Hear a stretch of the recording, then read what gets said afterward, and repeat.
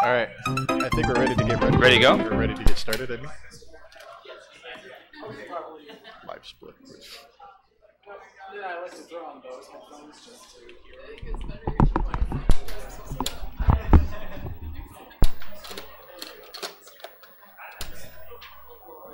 Hello. Just take it out and put it back in. There we go. No, it works. Cool.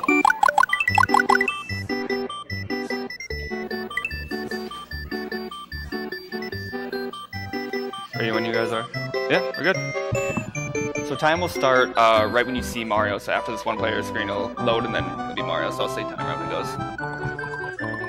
Okay. All right. Count me down. 5, 4, 3, 2, 1, go! And time right there. So this is Super Mario World. I'm doing the 11 exit category. This incorporates a really difficult glitch. This is actually only the second time this category's ever been in a marathon. The last time I was in it was AGDQ 2015, because it's just such a volatile trick. And it happens in the first level here. So if I get it, great. If I don't get it, then I just die and try it again.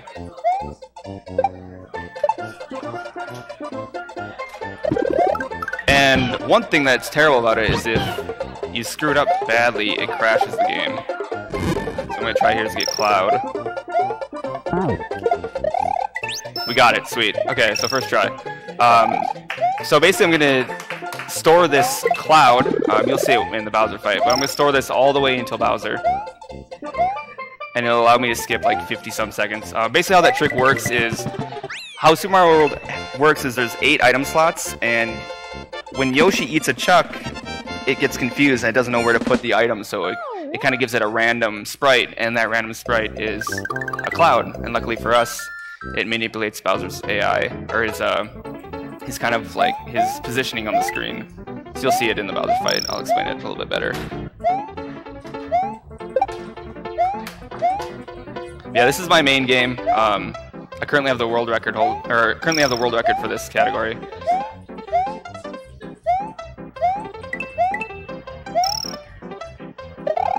On this level, I want to try to run on these brown platforms for as long as possible because they kind of push you forward a frame or two, and it allows you to get 259 on the timer. If you don't run on those brown platforms, then you only get 258.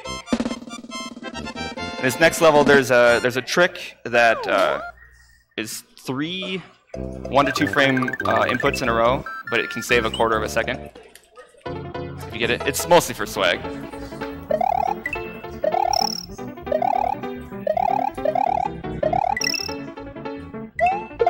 Oh, I didn't get it. You want to jump off the shell there. Basically, you can kind of put Mario's sprite inside of it, and once it loads again, he just kind of jumps right off of it. In the next level, there's a trick that will be death if I miss it. It saves 18 frames. It's absolutely unnecessary, but it's pure swag. I'm just going to go for it. If I get a good jump. It's called Underball.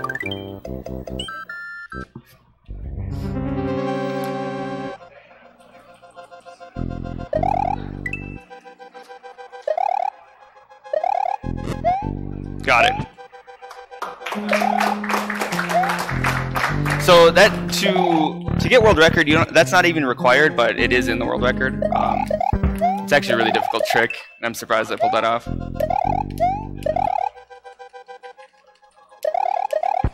Basically, it allows you so you don't have to wait for the little fireball. You can kind of just go right underneath it.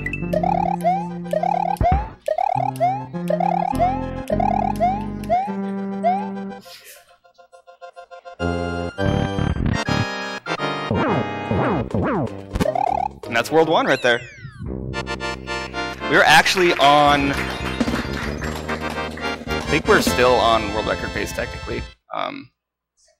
I'm definitely not going to do world record strats from here on out, because if I get hit at all, I lose the cloud, and I would have to go all the way back. That's what makes this run so scary to do in marathons, because if you get hit once, or you die, you basically lose the glitch that you're trying to show off. So that's why no one ever accepts it in marathons.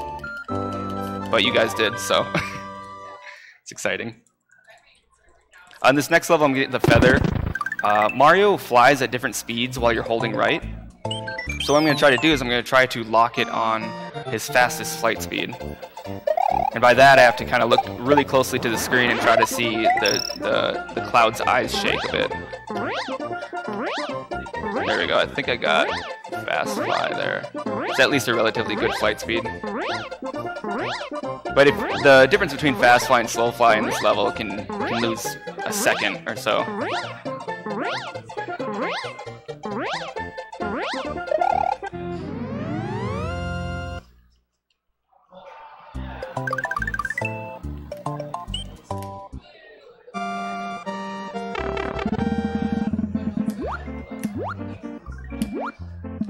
So this level's kind of, it's got a couple of cool things that you do with the shell.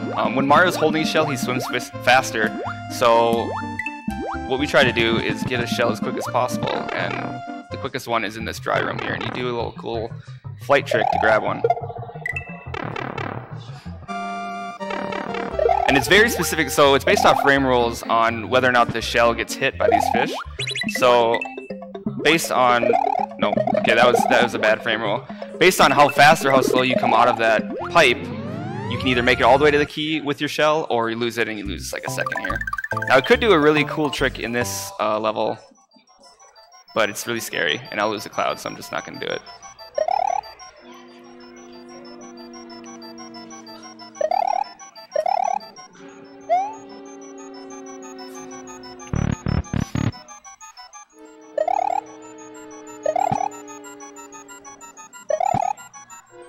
Yeah, that spin flag mechanic is definitely abused a lot in this game. It's just a great mechanic. Flight in general in this game is really cool. There's a lot of cool things that you can do with it. So I'm looking at my score. It's 84,000. I want it to be 100,000 after this because it reduces lag. As long as I'm above 83,000, because I get 17,000 from this fight here, I'm good. So my score is fine right now. But basically, if it was low, I would be breaking these blocks and try to get a better score. This should bring me up to like 101,000. I got 16.9 for it, so it's actually a really good score. So this next level, they're called zips. I'll explain them after I do them. They're really hard to explain during, because the next level is kind of a lull.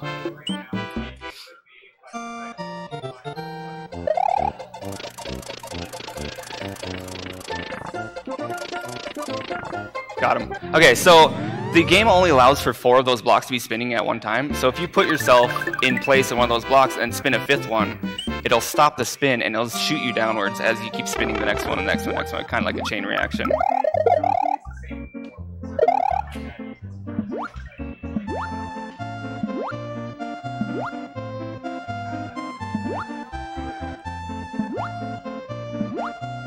It's kind of just a swim through level, a little break in the game.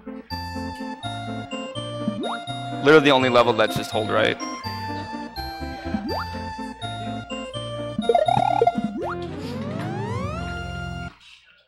Star World 3 here is there's a really cool trick to grab the key and fly it into the keyhole. It's pretty difficult, but we should be able to pull it off.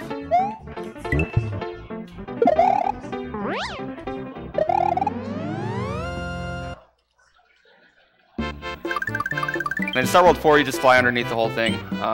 This is another level, though, where you definitely want to pay attention to your flight speed, because it can actually cost a lot of time if you get a bad one. This looks pretty good, flight speed. I can kind of tell by how jittery the screen is.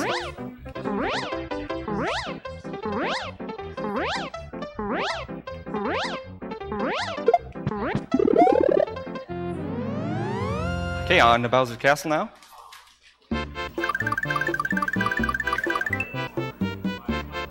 I almost get to use the cloud now. We're almost there.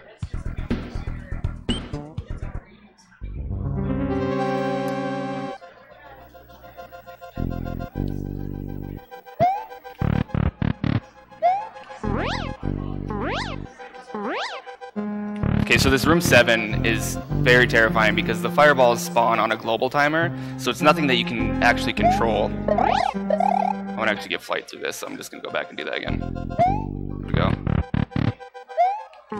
Looks like I got pretty bad flames. Okay, good. We're alright. He didn't shoot. Sometimes he shoots there and you can kind of face plant.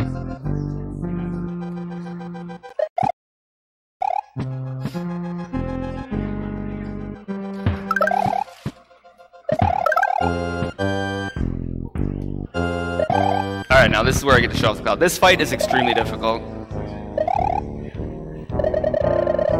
There's only a certain window that you can actually skip Bowser's phase. So basically what I'm going to do is I'm going to take the cloud off the top left side of it, and it's going to start his phase over, or it's going to skip to the next phase.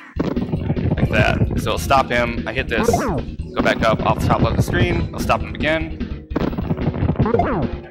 Basically Mario's Lakitu Cloud is traced to the same, I guess, memory port that Bowser's Copter is.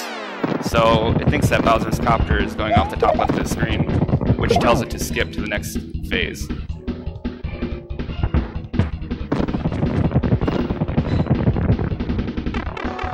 We got hit there, but that's fine.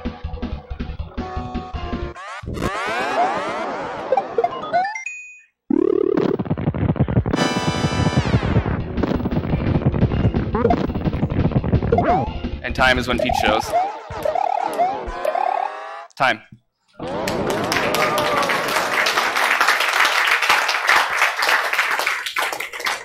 There we go.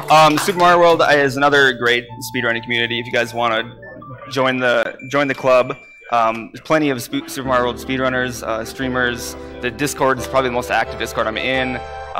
We're all really good friends. Cloud is a lot of fun to learn. It's very difficult though. So if you guys do have any interest, definitely hit me up or hit someone up to learn it. But thanks for having me, guys. All right, thank you. I'd like to read off one donation just came in at the end of that. This was another $20 from the original Xbox, and he goes, "This one goes out to the Midwest Speedfest Tech crew. Thank you for making these runs possible. Thank you, Xbox, for your continuous contributions towards our charity. Thank you very much."